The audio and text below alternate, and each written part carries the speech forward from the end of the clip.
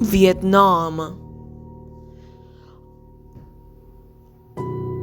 a war-torn country plagued with chaos and disease, in which a hellish landscape has been left upon the land. Chaos and misery rule. Absolute war has taken place, and the hellish flames have burned through the country. Only a shallow husk of its once beautiful self remains. A complete eradication of life has taken place. Nothing remains anymore. No buildings, no animals, no plants, no humans have survived. It's an absolutely chaotic landscape, straight out of a nightmare, which despair has taken roots in the country. As the miseristic sun shines upon the land, it's truly a horrific place. It's a tragedy to speak and let alone look at it. All war has done is destroy a once beautiful landscape full of magical forests and rivers crossing throughout the land. War has taken place upon it, and only Russia is to blame, and only America is to blame, and only China is to blame. Only Vietnam itself is to blame. But to its core, when you look at it, it's no one's fault, but the biggest misunderstanding of the century. It's an absolute tragedy, travesty, complete agony has taken place upon this land. There is nothing left, as 2 million people are dead. Actually, what it's left is a shame, as long ago it was a home to a beautiful place full of beautiful people. But as history will repeat itself, war will repeat itself. We have seen this countless times before. It's an endless cycle of tragedy, death, and misery, always rooting to the same place. Human agony and human lust, human greed is what this is. War has taken down a people. War has taken down a country. War has taken down a life.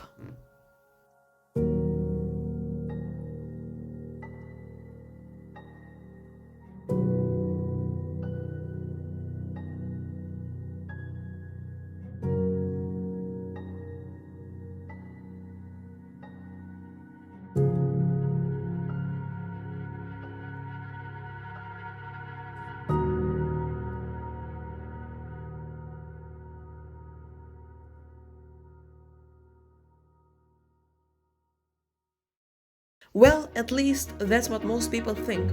In fact, today, 40 years after the war, Vietnam has been able to advance and rebuild. A lot of small villages have been turned into a huge city, with its largest city having over 8 million citizens. The image that just described of a horrific place is not true, and it's years of misleading articles and media. Because today, Vietnam is a very well-off country compared to its past. The country has repopulated, now being the 15th largest country in the world population-wise. And it's a very inspiring story, in my opinion, of the will of the human people to never give up. To never just say, well, it's too much, it's impossible to rebuild, and give up. But no, the Vietnam will to survive was very strong, and now people call it the second Singapore. So, let's talk about the country's hilarious geography, stunning landmark, and deep culture now.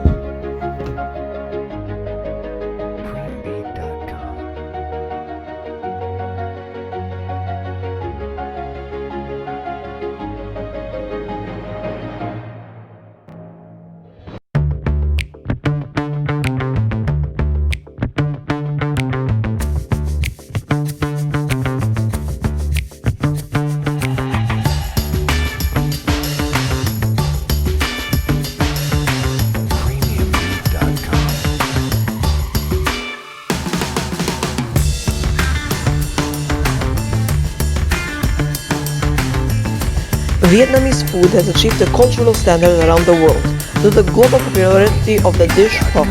The ambiguous noodle soup found in cities as varied as Budapest and Cape Town itself.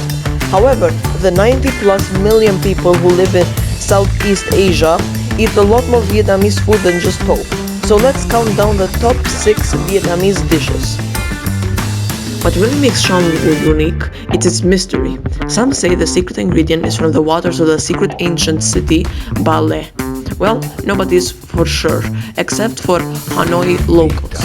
With its thick, firm, Townsend-like rice noodles and crunchy, flat, squared rice noodle cartons, Shan Lu is definitely a different type of noodle dish compared to all other Vietnamese food you will try.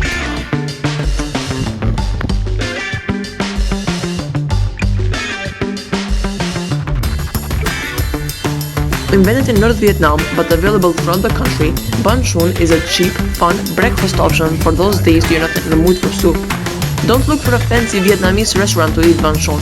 Instead, look for a crowded bun choon stand where the staff, usually women, make the rice flour rolls, ordering by pound, the rice floored pancakes mixture on a special rounded griddles.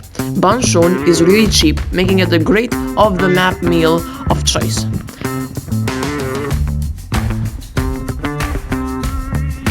What's better than a regular pancake? In Vietnam, the answer is banh heo, or sizzling pancakes, inspired by French crepes and invented in central Vietnam. Banh heo are yellow pancakes filled with a mixture of ingredients including pork, shrimp, vegetables, and all types of meat. Like most of the best Vietnamese food, you should be able to find banh heo in every large country.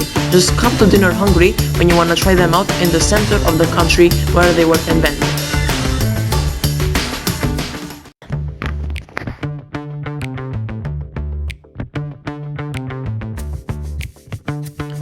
Vietnam, with its huge coastline along the South China Sea, is one of the greatest seafood centers of the world.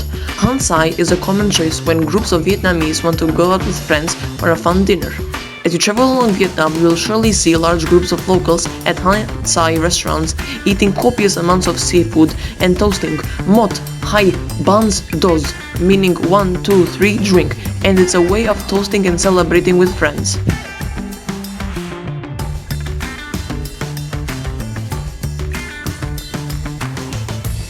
Easily the most popular Vietnamese food in the world, pho lives up to its valued reputation.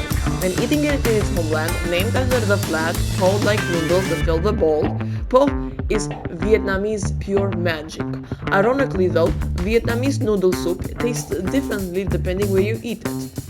Because if you eat it in Hanoi, where it was originally invented in the 20th century, you'll have this complex, delicious dish. But if you eat it somewhere like central Vietnam, you'll have a much less complex dish, but equally delicious. Yet another Hanoi invention, egg coffee is more of a dessert than a beverage. Made with egg yolks, sugar, and condensed milk, egg coffee is the best drink you will ever eat in Vietnam. Vietnam is an amazing country with amazing landmarks you can look and visit.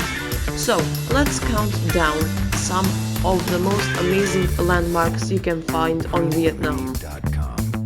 This is one of a newer Vietnamese tourist attraction. The Golden Bridge opened in 2018 and has since become a viral phenomenon due to its very unique look and design. With massive hands holding up the bridge, it's located in Ba Na Hills near Da Nang and was designed to connect cable car stations.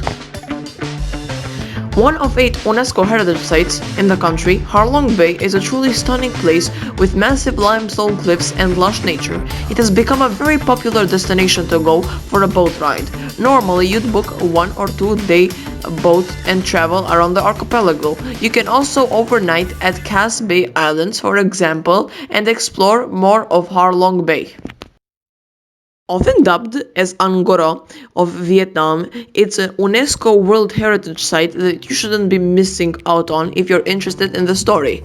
My Son is a temple complex construction between the 4th and 14th century AD by the king of Champa. During the period, it was a religious site and buried a lot of national heroes and royalty.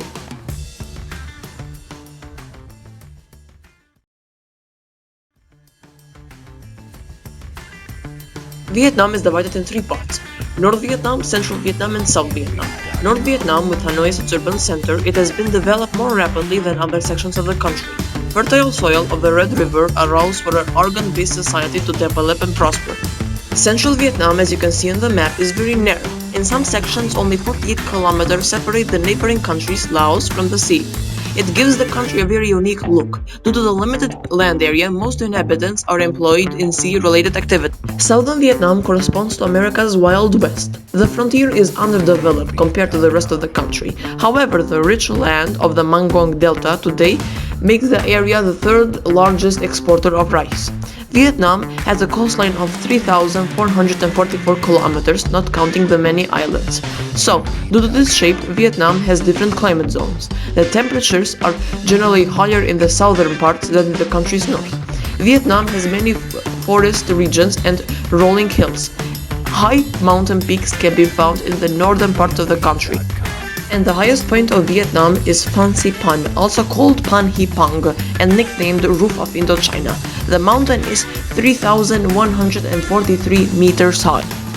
The country has a population of 90 million people, and with this is the 15th largest country in the world. The official languages are Vietnamese, with English and French being the most common second languages. While the literacy of the country is very high, with 95% of the adult population can read and write.